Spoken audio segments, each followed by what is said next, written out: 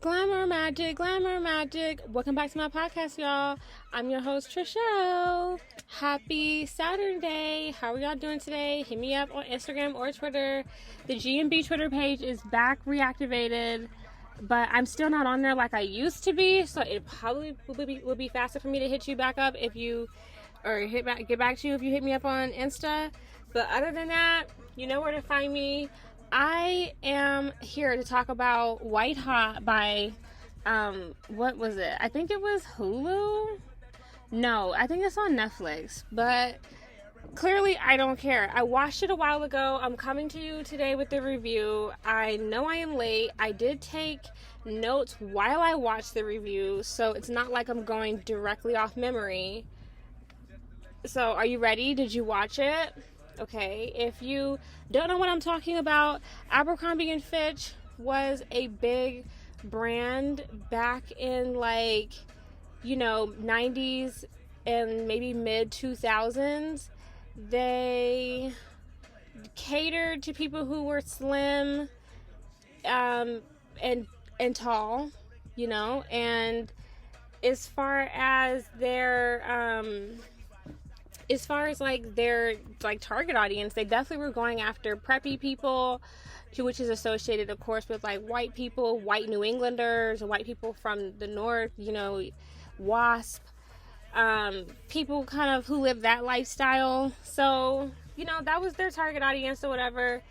And look, I wore plenty of Abercrombie and Fitch. I mean, I knew black people who wore it. I knew Asians and all different kinds of people. It was just a young person thing.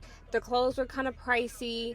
So, wearing it definitely showed that you had money and that you had the body to fit their clothes.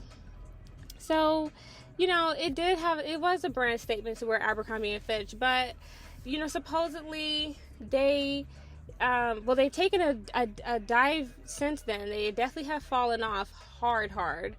But people have also this documentary was about backlash. People talking shit, people saying Abercrombie and Fitch was traumatizing and they traumatized me. We're in an age where you get your karma. If you fuck people over, if you treat them bad and made them feel away, you are going to feel it. You are not going to get away with it. There's been so many brands who, like Victoria's Secret, they've gone through their backlash. They might endure more, but they've already had enough, and several other brands, people, whatever, have just, I know, Tyra Banks, people wore her ass out on Twitter one day, and a few times, because people just had a conversation about how nasty she was on America's Next Top Model, how crazy and psycho and nasty she was, which she was. So, yeah, these days people talk and you will not go without getting reprimanded. Anywho, so Abercrombie and Fitch is no different. They are getting torn into. This whole documentary was just basically talking about, we got a little bit of a history lesson, how they started, how they became popular, why they blew up. And then what happened once they got popular and the things that led to their unpopularity, their huge decline. And even when I was back wearing the brand, I do research. So, mind you, I was wearing Abercrombie middle and high school. But I stopped wearing them in sophomore year of high school. But yeah, Abercrombie and Fitch, I knew that they started as a general store. I knew that they had been around for a long time. They started as a general store, and that's pretty much what it was. But they had over the years switched up their style, and they had just gained popularity. They made their stuff less lumberjacky and a little bit more sexy and trendy, and there it goes. Now, that change up in growth is attributed to CEO or former CEO Mike Jeffries, who now looks like a completely different person after all the work he's had done to his face. But, you know, Mike really switched up the brand, and he got good photographers in there, you know, painting, switched up the store. You know, he really gave it a groove. And let's talk about it, okay? Because I'm here, to be honest, I'm here to give you a review, but I'm also here to give you my perspective from not just a former customer, but also just, again, my perspective comes from a business perspective, right? I know y'all want to drag Mike Jeffries from here to Saturday, but at the end of the day, y'all got to give that man credit for turning that brand around. He made Abercrombie and Fitch sexy. He made Abercrombie and Fitch like you wanted to go get it. You wanted to buy it. Like, y'all can't. He made the brand poppin'. He turned that shit from general store to chic. Like, y'all not about to drag Mike Jeffries like too bad, because it's like, look, yeah, he looked nuts, yeah, he might be a little crazy. Everybody that, you know what they say, everybody that's doing great things is a little crazy. And I'm not trying to I don't want to just excuse bad behavior, because Mike Jeffries, know he wrong, dead ass wrong for a lot of things, but I feel like y'all definitely are pushing it, because to be honest, I don't feel like he's different or far worse than your average person in his position. Like, yeah, most of those CEO dudes who have money are completely psycho and sex obsessed and sex depraved. I don't know what it is. It's very weird.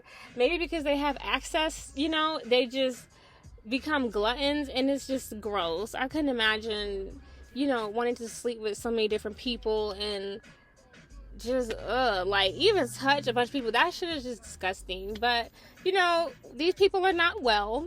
A lot of these people are not well. If you listen to my podcast, you know I have a whole podcast talking about like just our people who are very wealthy, are they crazy? Is something going on with them? So you know, when you do the research, something just might be. And Mike Jeffries is no different. He had a lot of power, he had a lot of money, white man in America. Yeah, he's doing whatever the fuck he wants. Speaking of, let me back him up on this particular thing. Y'all not about to make it seem like Mike Jeffries is a bad person for wanting people who are good looking to work for him. The brand is about being beautiful. The brand is about you trying to make it an experience. Y'all motherfuckers would love to talk about the experience. Retail is changing because it's becoming more experience based. People, you know, the millennials and Gen Z, they care about experience. Okay, well, guess what? If I walk into your store and the models are thin and beautiful, then I want when I'm in here, I guess what? The people should match that vibe. It's called matching the brand image. And do I believe Abercrombie and Fitch could have had more ethnic models? Yes, I do. But if they're all American brand, y'all cannot be mad at them because, like, okay, the girl who was trying to work there with her hijab, she should have been cool with, like, they should have let her wear her hijab at work. But as far as modeling, that probably doesn't fit the Abercrombie brand image to have a model with a hijab. Just letting y'all know, because the brand is all American. Yes, America's made up of different kinds of people, but we know the main religion in this country isn't Islam. It doesn't force women into head wraps. So that doesn't really fit the motherfucking American image. I hate how y'all make people break down semantics to make things not offensive. I have to over-explain shit so many times because people be so ready to come for you over ignorant shit. It's really ridiculous. But I totally understand him wanting people who are attractive, because let me throw in my perspective or something that happened to me. I was about to work for a luxury athletic or athleisure brand, and I was like the only person on the team who was slim. Mind you, all the models and the fitting of their clothes is for slim people. Everybody else on the team, you know, big as fuck, you know, looking ridiculous. And I'm just like, okay, what do we really have going on here? And they're just like, oh, diversity and inclusion. This is why companies, and it is proven, companies who try to do that, who overly become woke with a bunch of diversity and inclusion, lowering the bar, letting a whole bunch of random people work for them or get involved with them, who fuck up their brand image, when y'all and supporting a bunch of talking points of a bunch of psychos, guess what? You kill your own fucking company. It has happened time and time and time again. I have watched companies do it. CNN Plus just closed the fuck down. And another a Disney, they going through it, and a couple other people like are just going through it with their companies because they want to become woke.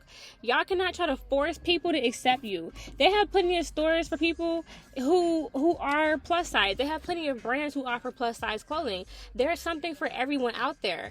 But the problem is the woke brigade want to make every place for everybody, and that's just not possible. There's a such thing as specialization, because if you don't specialize, this is economics 101. If you don't specialize in something, then you do everything at the general or mid level. You know what I'm saying? If you don't have a specialty, and if your restaurant just serves any old thing, you don't have a specialty, then that means you doing everything like your menu was average. There's nothing that you have specialized, nothing that you have perfected. Nothing special. That's what I'm saying. There's something for everybody. And woke people don't understand that.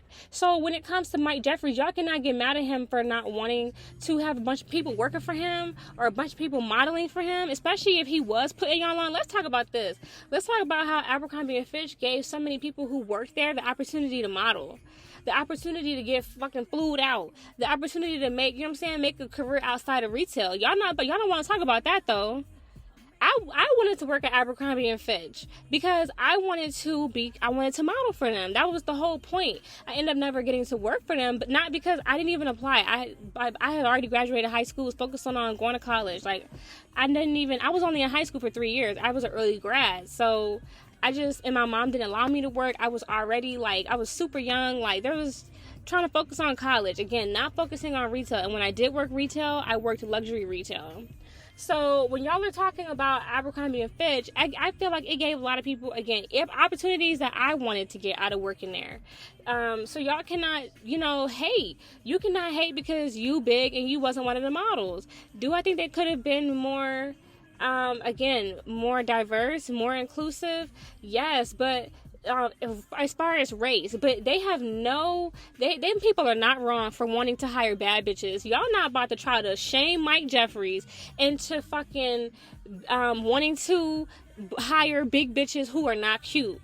Y'all cannot do that. Y'all not about to do that on my motherfucking watch. Like, it's not about to go down. Something else that really rubbed me the wrong way is when they were talking about prepping for when Mike would come to the store. Y'all, that's what all fucking stores do. Again, I'm glad that I'm a person that used to work retail, so I could tell you how this shit works. If you're having a fucking visit from your district manager, you're going to make sure that store is in tip-top shape. Definitely if the fucking CEO is coming, we about to clean and dust, and we about to make sure this store is perfect.